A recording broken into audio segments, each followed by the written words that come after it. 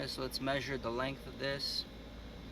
And we got about 1.78 inches length, or I'm not sure where the specs are going to be listed online, but or 45.4 millimeters. Very nice. And also what we're going to do, we're going to have to order new lug nuts because these things have seen better days. I mean, there's just corrosion. Look at that corrosion coming out of this lug nut. I mean, that's the problem. That's part of the reason. Everything's just rusted in there. These lug nuts are swollen. I can't even get the proper socket on these, so I'm just going to measure these as well. Hold on, let me take a look so we can order the correct ones. Now they have longer ones and shorter ones depending if it's an SUV or whatnot. So that's why I'm just gonna be safe. 8, 47.8. All right, great. All right, guys, we're doing some work right now. We took apart the whole rear driver's side brake again. Drum brakes definitely can use a replacement. I greased up all the touch points where the actual brake lays on the assembly. Also greased up a little bit of this. I don't have anti-seize, so I just put some grease there. And on the back of the rotor, we also cleaned the rotor with the wire wheel brush. Got rid of all the loose corrosion. Right over here, we're putting in that new grease into the sliding pin right here, just lubing it up before we put the boots on and before we put everything on. So again, these had a lot of corrosion on them, as you can see from this one. I'm not sure if you'll be able to see the fine detail, but there's a lot of corrosion built up right over here on these. So and on this one, actually the little rubber boot that is on top, it's actually broken in half right there. I don't know if you can see it right there, but we'll reuse it, we'll go with it. So let's put this back on and go from there. The brakes are all back in business. Now that little rubber bushing on the slider pin, I was not able to get that on, so we're running without it. I'm not sure if that's going to cause any issues, but we got it where it is okay so far. I did notice, like just like on the front suspension, we took a bunch of this boot off. Same issue with the rear boot here, and then you can just see all this oil leaking from the strut bar. So this is a blown shock most likely on this side. And I did notice the rear was a little bit more saggy than the front, so maybe that's one of the reasons why that is. But we're gonna reinstall this tire on here. Again, the rear tires are a little bit different. These are old Sioux tires, FP 5000. These were manufactured in 2014. They got decent tread left on them as well, but you know, it's showing its age through little dry rotting and whatnot. But we'll rock them still. They're all square setup, 215/60/16, and this is a 16 by 6.5. Looks like with a 50mm offset. We can probably throw on the SI wheel since we have it available. Rocking it with the blown Civic SI wheels.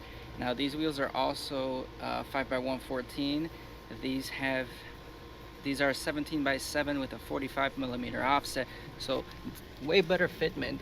There's clearance in the back if I was to run something like this. It's still got plenty of ways to go to make it look flush, but it's still better than that. What do you guys think?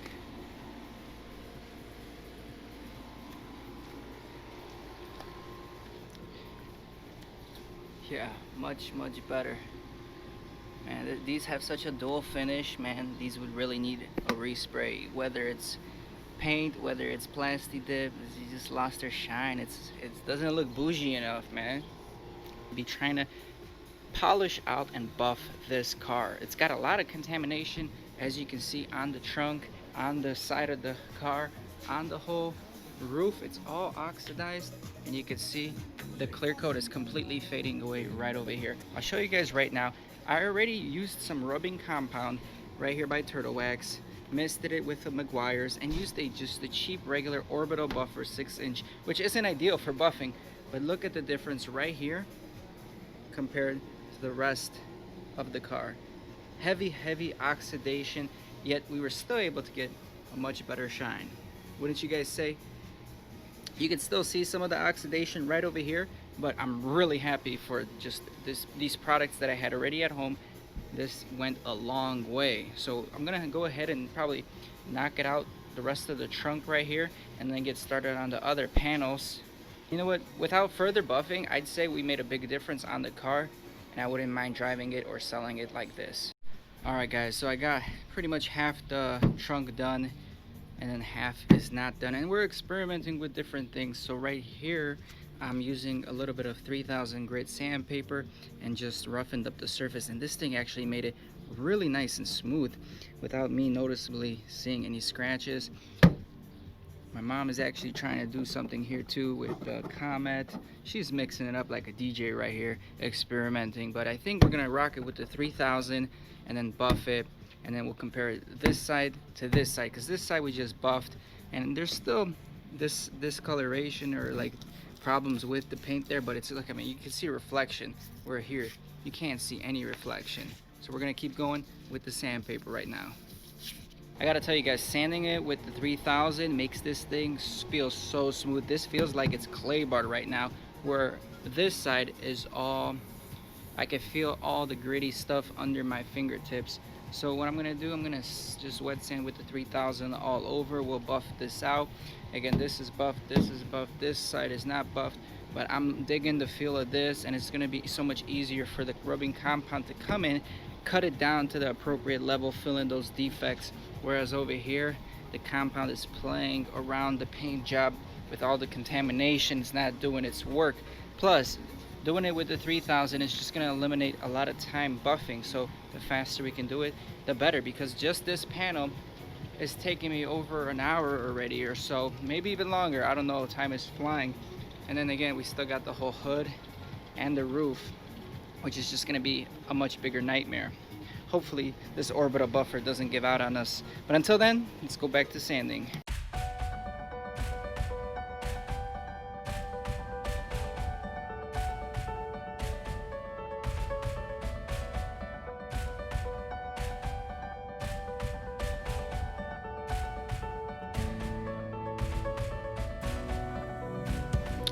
Alright, the problem is like this. So the wet sanding was great when I used the wet sandpaper on the sponge, and it kind of buffed it out nice and smooth. But then I just went and took the sandpaper on my hand, and I was just riding along with the whole thing again, and I scratched some areas way deeper for some reason, and you know, I'm trying to buff those scratches out, and I cannot seem to buff them out on like the first pass with this and this rubbing compound. We're just continuing doing that so far. I mean, it still looks way better than before. You can see actually a reflection, and from afar it looks much better. But you know, I'm trying to really fine tune it here with what we got. I know since we got a nice and smooth finish, I know if we had a real polisher, a real rotary polisher, even heck the ones from Harbor Freights for like 70 bucks that are dual action, and if we got some McGuire's compound, rubbing compound, some heavy cut, we can clean this up really well, because you know the clear coat's intact. It's just scuffing at this point, and since I got it smooth, all you need is just a good machine, a good compound, and this thing would come out to be brand new. But you know, we're not trying to put money into things. We're trying to use what we got, trying to see if we can get this car flipped, or we're gonna keep it. I don't even know right now, but we're gonna put some action into it.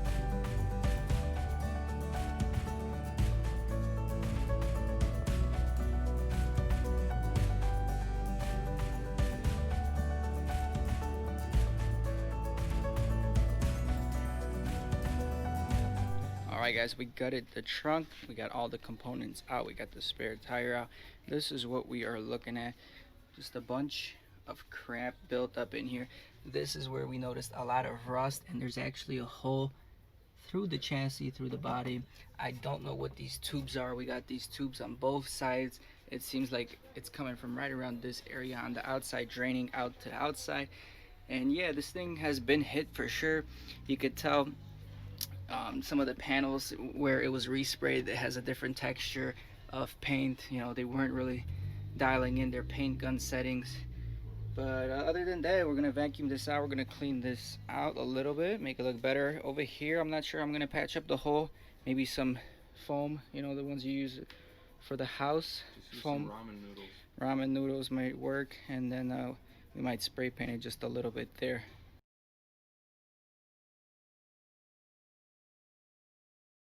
I ain't here for the money, I ain't here for the fame. Though it might be nice to own a jet plane, I'ma do it all for you. Come along and see it's true, but the world is pretty cold. You might need a sweater too. I'ma put a ride on ya. Kid from California, trying to make it in life. In school they never taught ya. Dreams of my own.